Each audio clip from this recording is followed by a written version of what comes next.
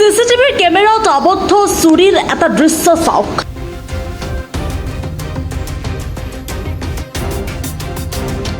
চাওক নিশাৰ আন্ধাৰত কিদৰে চুৰে চলাইছে অভিযান।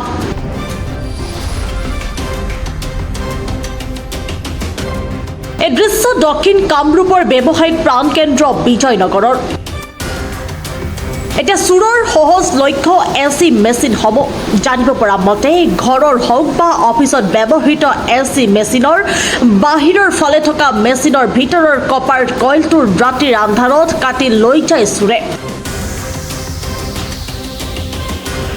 আৰু সেই কপাৰসমূহ বিক্ৰী কৰা হয় কাঠফুলাৰ দৰে গড় লৈ উঠা এইবোৰ ডেম্পত।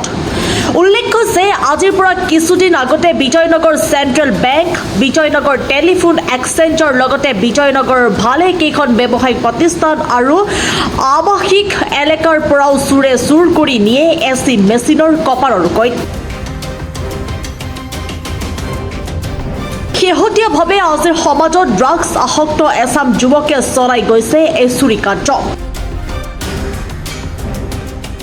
অভিযোগ, দৈনিক ড্ৰাগছ ক্ৰয়ৰ বাবে টকাৰ প্ৰয়োজন আৰু সেই টকা সহজে আহৰণ কৰাৰ একমাত্ৰ পথ এতিয়া চুৰি কাৰ্য। দক্ষিণ কামৰূপত বৰ্তমান ড্ৰাগছৰ প্ৰচলন ভয়াৱহভাৱে বাঢ়ি গৈছে। এই অঞ্চলটোৰ বিভিন্ন প্ৰান্তত এতিয়া ড্ৰাগছ আসক্ত যুৱক যুৱতী দেখিবলৈ পোৱা যায়। এই ড্ৰাগছ আসক্ত যুৱক যুৱতীৰ সহজ ধন ঘটাৰ পথ এতিয়া চুৰি কাৰ্য। এতিয়া প্ৰশাসনে ড্ৰাগছৰ প্ৰচলন কঠোৰভাৱে বন্ধ কৰিব পাৰিলেহে চুৰি কাৰ্য বহু পৰিমাণে নিৰ্মূল হ'ব বুলি সচেতন মহলে মত পোষণ কৰিছে। নিউজ ডেস্ক ৰিপৰ্ট, প্ৰাতঃ টাইম ডিজিটেল।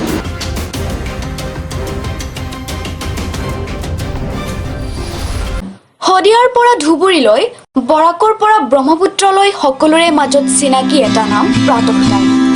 থলুৱা ভাষা, কৃষ্টি আৰু সত্য বাতৰিৰ আধাৰত প্ৰতিষ্ঠিত খবৰ প্ৰাতঃ টাইমৰ প্ৰতিটো বা বাতৰি পুংখানুপুংখভাৱে চাবলৈ Facebook, YouTube, website, Twitter, Instagram আৰু ব্লগাৰ পেজত লাইক আৰু ফ'ল' কৰক।